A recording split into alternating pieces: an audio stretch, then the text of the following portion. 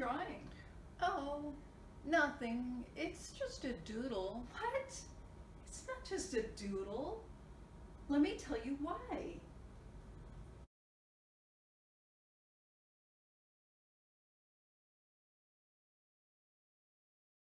So why is it not just a doodle? So many reasons. So doodling makes you concentrate better. It keeps you in the present moment. So you're a better listener when you're in the present moment and you're doodling.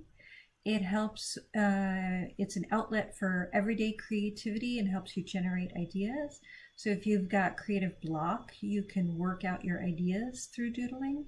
And doodling can be anything from repeating a word over and over and then just drawing into it, or you can practice your signature. Do you remember doing that in middle school?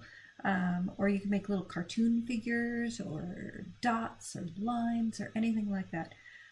There's so many artists also who use doodling in their work. They might not have used the word to describe themselves that way, but they really do. So let me show you some of my favorites. Here we go. First one I learned about was Gustav Klint. This is the portrait of Adele Bloch-Bauer, and it was done in 1907. And this piece really shows a love of repeated pattern. Swirls and circles, you can see them up close here. Swirlies, eyeballs, rectangles. They really draw the eye of the viewer up to the figure, and it's just a gorgeous piece. It's actually sold for $135 million in 2006. It's got a lot of gold leaf on it, so it makes it really fancy. That's actual gold right there. Another artist that I really love is Keith Haring. He did a lot of work in New York City in the 1980s, and he went to the School of Visual Arts, and this is one of his pieces. Can you see the eyeball in that one, or any of the sombreros or the alligator? Lots of cool figures in his work. He actually did drawings in the New York City subways, and he got arrested a few times, not too cool, but he wanted to get his work out there, and so he made these drawings where the advertisements were being switched out. He used white chalk and drew on there, and so that was some of his work. You should look him up. Very cool. John Bergerman is a current doodle artist. He actually refers to himself as a doodler, so he acknowledges that doodling is important. This is a book he put together, Pens Are My Friends. I totally agree. I love paint pens, gel pens, ballpoint pens, all kinds of pens. And so here's another one of his pieces. Kind of reminds me of Keith Haring with lots of little cartoony figures.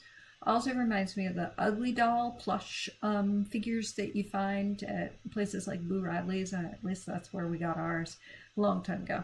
Yeah. And Yayoi Kusama is a Japanese artist. She makes these beautiful pieces with repeated patterns, and a curator said that Mika Yoshitaki, who's a curator, called these accumulations, obsessions, and repetitions. I love that, accumulations, because they are accumulations of marks. And she said these infinite repetitive works were originally meant to eliminate Kusama's intrusive thoughts, but now she shares them with the world. So doodling is a way that you can remove your intrusive thoughts and negative thinking.